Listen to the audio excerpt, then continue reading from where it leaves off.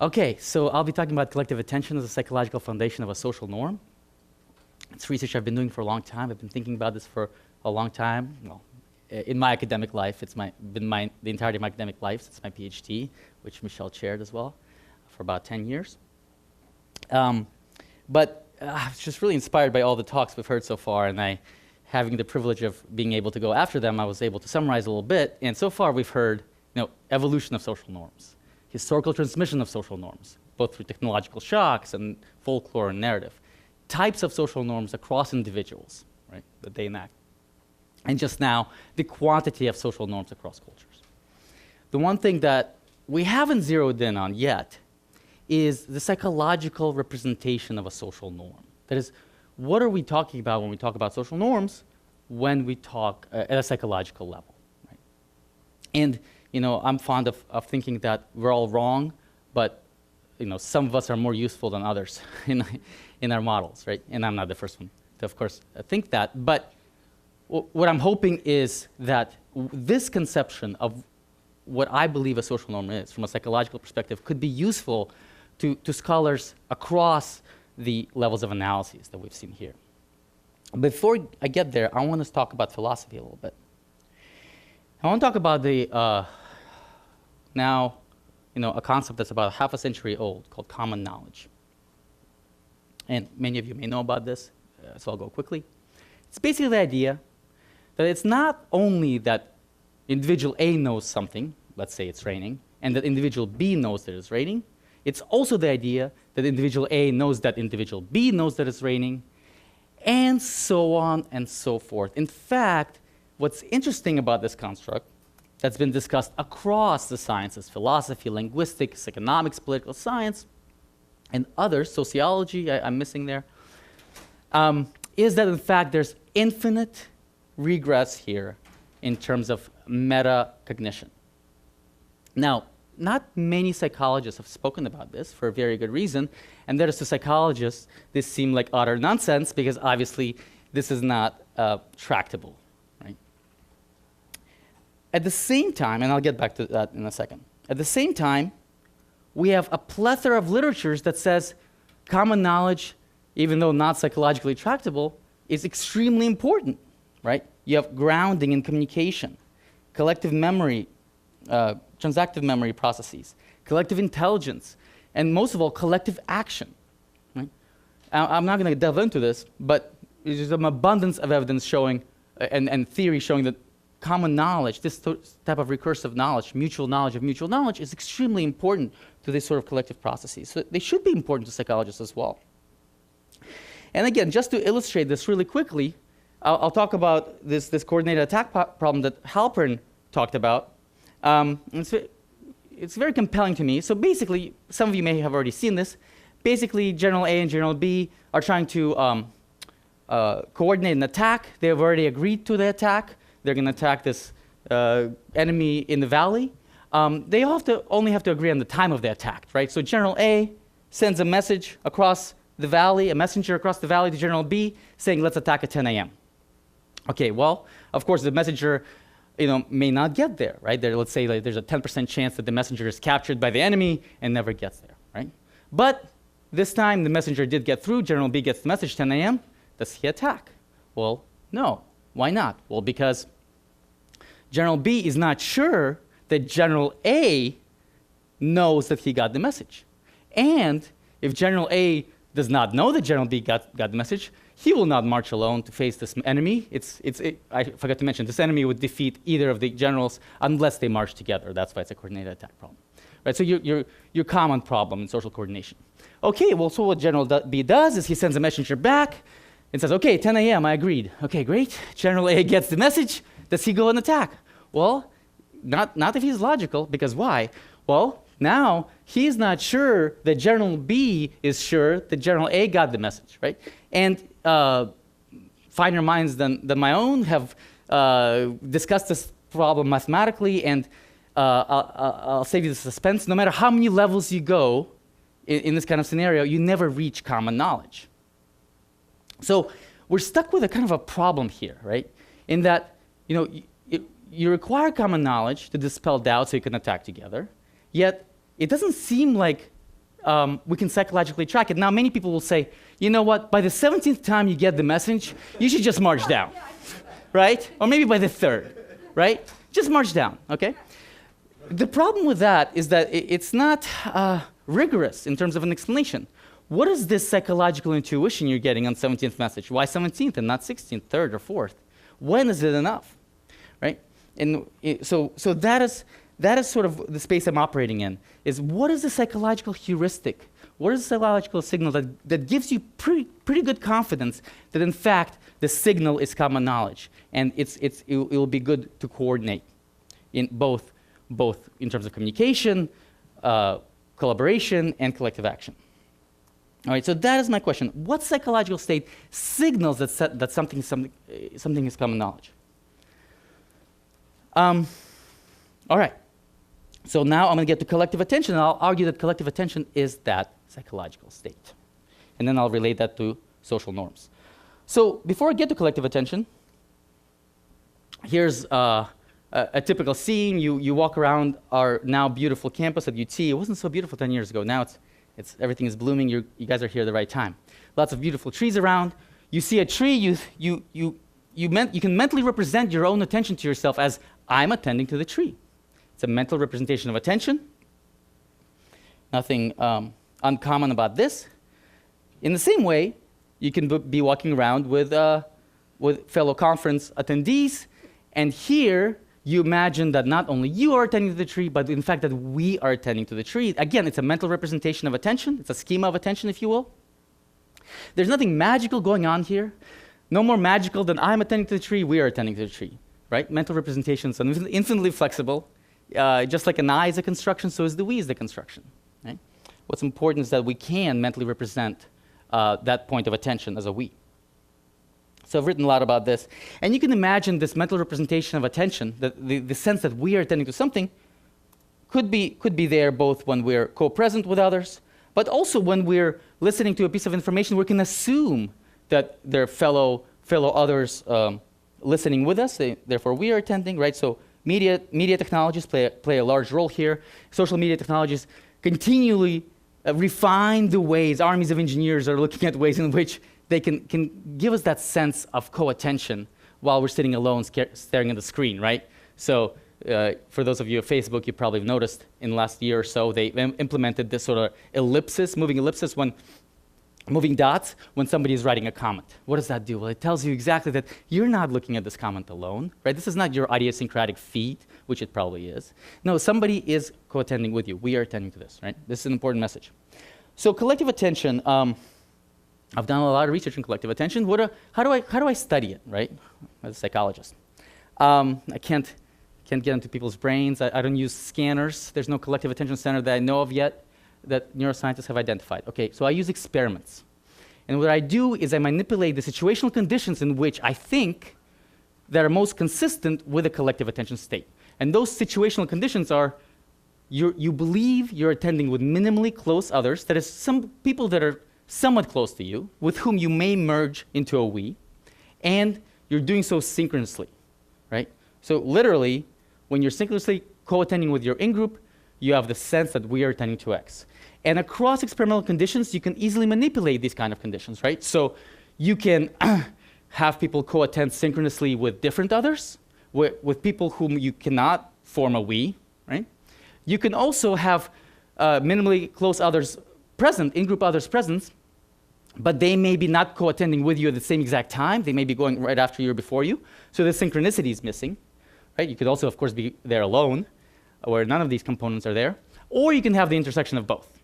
So not only my lab here, but labs in Yale and Europe have looked at this phenomenon. And basically, what we see is, under these situational conditions, you have greater cognitive resources to whatever stimulus you think we are attending. Now, again, remember, this is not factual. It's psychological. That is, factually, there are no other people in any of these conditions. We're simply manipulating the belief of the individual of whether they're attending with others. That is, we are attending.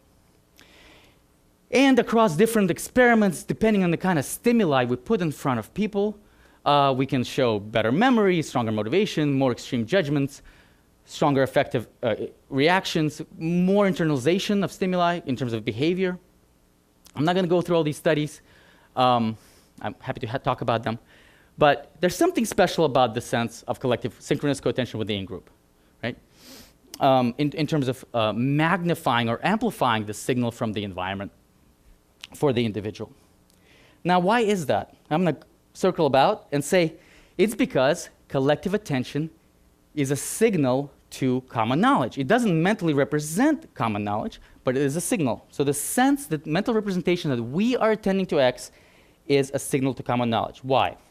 Well, one thing is that it's extremely cognitively frugal. So typically when people talk about common knowledge, they get into this game of I know that you know that I know that you know, right? This is impossible for anybody to do. I have never gotten beyond 3 or 4 levels of this. I don't know, some genius may get to 6 or 7, but ultimately people run out of the ability to do so. But we are attending is easily representable by anyone, and you can do so quickly. Another reason is we have a lot of experimental data showing that there's something about this in-group synchronous co-attention situation in which people really pay more attention, right? Across experimental designs, across stimuli. So why is this important, right? Well, we know common knowledge is important for all sorts of coordination activities. But finally, and more analytically, and I think most importantly, is that it averts doubt to the presence of common knowledge. What I mean is, when you sense that we are attending to something, and that's how you're mentally representing the situation, it effectively gives you a singular collective perspective onto a stimulus. There's no other perspective possible at that moment. So you do not wonder, well, does he know that I know that she knows, right? You don't need to do that because we are attending to it, right? So it's not a mental representation of common knowledge, but rather it's a signal to common knowledge that averts doubt, that it's absent. What should I say about this? Yeah, okay. So it gets a little complicated because we can also collectively, because we're humans, we have theory of mind. We can imagine people's subjective experiences, right? We don't only collectively attend to the world around us, that is, we are seeing the tree, or we are attending to the fact that Gary's giving a talk. We can also collectively attend to subjective experiences of others, right? So scenes like this, right? What might these 2 women be experiencing at this moment? What might these people be experiencing together, right? What I would argue is happening in these kind of scenes is that there's collective attention to the shared mind, right? We are attending to the fact that we feel a certain way, and that is a special state. That is a special state. It's not akin to we are attending to the fact that I'm talking to a tree, let's say, right? Collective attention to shared emotions, to shared subjective states, to beliefs, to attitudes is important in its own right. So to get to norms, we've been talking about norms as a little bit like they're a singular thing.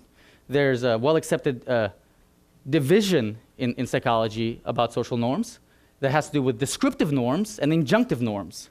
Descriptive norms being just what they are, things that we see in the environment. They don't have moral content so much.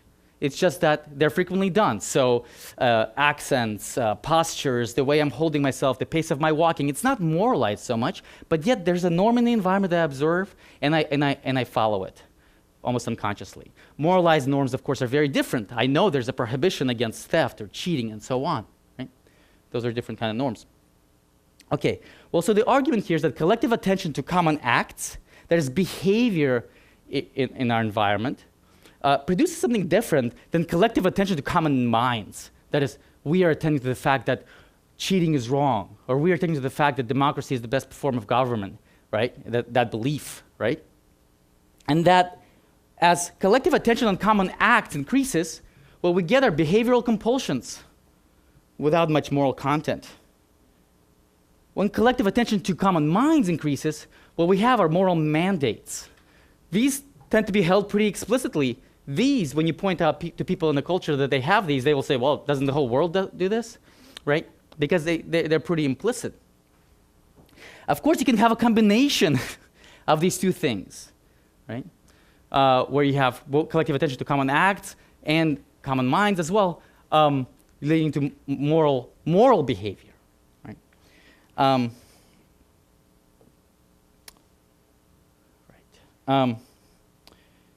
So I know I kind of threw around a lot of constructs. If I were to leave you with something, I would leave you with this: that a social norm is not a mental representation of what others do and think. Okay, that's an anthropological definition. That's the kind of definition you get when you think, when you travel to another nation and you see other people behaving in weird ways, and you're like, oh, wow, the social norm here is this. But that's not the experience of a social norm. If it were, you'd feel it in a different way. What a social norm is a mental representation of what we do and think. And it matters if it's a representation of what we do or what we think. It matters in terms of the moral content of the norm and what happens when you violate it. Why is this important? Why does it even matter how you mentally represent the social norm? Well, my argument, and it goes back to experiments, is that, well, certain mental representations, we can argue, are going to be more prevalent in certain situations. So situations in which in-group members are synchronously co-attending are more likely to have the we are attending to this norm, mental representation than the other, right? So it leads to a particular prediction. That these situations, because they activate mental representations of our attention on either a belief or an object, are especially powerful. How are they powerful? Well, we've talked about shock events, technologies in history impacting norm transmission. We've talked about narratives, right? What we haven't talked about are the kind of situational conditions that are uniquely suited to that sort of norm internalization. And the argument here is it's conditions in which collective attention is strong, whether with people in the room, in the Colosseum, or technologically mediated, that is an increasing pattern today. And when we talk about market integration, which I think is obviously an extremely important concept, I wonder to what extent we can think about technologically enabled collective attention as one of the bases of market integration. And I guess my final thought, as Michelle was presenting, and this is cultivated on the run, as she was talking about the numerosity of norms in tight cultures and their paucity in loose cultures, is the possibility that collective attention in loose cultures is on different kind of norms than in tight cultures. That is, and I've just thought about this, so we need to talk a lot more about this, but I'm cultivating sort of, there's an interesting intersect there that, yes, the numerosity is different, but there also could be a difference in type, and you could have a culture, a very loose culture, for example, where there are just a few moral norms, but the collective attention to those norms are so enormously strong that there's no need for other moral norms to serve as the glue. And you can just get away with some descriptive norms, right? And in very tight culture, it could be the case that the reason why you have so many norms is because you don't have these collectively attended moral norms that are super strong, and you have to sort of hodgepodge together a bunch of norms together that are slightly felt. I mean, to me, I'm an immigrant, that immigrated from the Soviet Union when I was 11. I'm continually astounded to what extent Americans, Westerners, are actually norm-abiding, moral norm-abiding. Soviet Union, I'm not sure if you have data on this, but with your data, I think it would be a tighter culture in a sense, right? There are a lot of regulations, lots of rules, lots of ways to do. I remember going to kindergarten, and there's a particular way in which you sleep. They wake you up, and you have to. But if you don't follow it, but yeah. But anyways, that's a different story, a different paper. I want to mention a few co-authors here: Jacob Hirsch, Alex Bentley, that helped me think through these things, and John Garthoff from philosophy, and some funding from NSF looking at these things.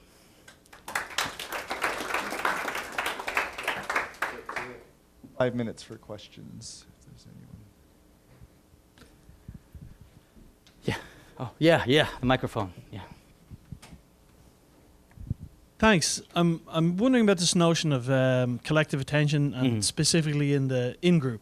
Yes. Do you think it's that, so if I'm walking around campus and I see a bunch of undergrads behaving in a certain way and then I see a bunch of faculty behaving in a certain way, am I attending more to the in-group, or does the fact that the in-group are doing it lead to my increased attention, I guess? So does the collective attention, is it automatically engaged when I see an in-group versus an out-group, or how does that work?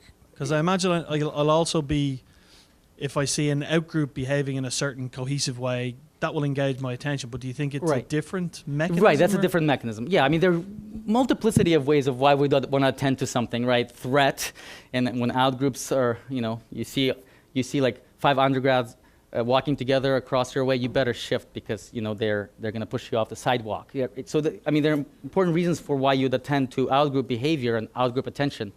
And I have not done experiments to put those against one another. But yeah, I suspect those would be different processes of why you would process a situation to a greater extent. The collective attention, the mechanism there, the reasons behind it are really for social coordination, even if social coordination doesn't really ultimately occur. My notion is that it would have occurred in our ancestral environments. So therefore, it's preferenced. Okay, other questions? Yeah, back here, Joe. I just wanted to run another possibility by you on why you might get some of the psychological effects that you get when people jointly attend. So one of the things people may be doing is, if they're learners, they're thinking, well, what should I spend time paying attention to? So if everyone else is watching something, that might indicate that that's something worth paying attention to. And of course, there's experimental work showing that when individuals are paid a lot of attention to by others, they seem to gain a certain prestige, and people are more influential, people copy them. No, that's absolutely right. I think that's a strong effect in its own right. I don't think that's what's happening here, simply because experimentally we distinguish when if you're co-attending synchronously or just after the others. So it's not that the others are not paying attention to the same thing that you are. They just paid attention 5 seconds ago.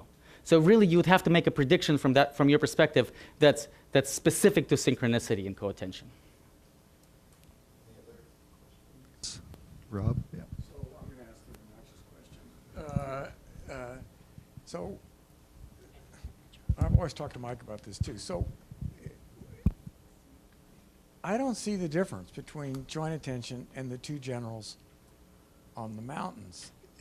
Quantitatively, it's if the error rate of message transmission between the generals is 0.001, and our joint attention is we're all looking different places, and what we really have to see is ephemeral, our ability to perceive the same thing might be quite a bit lower than 0.001. So I don't see why we should be set up.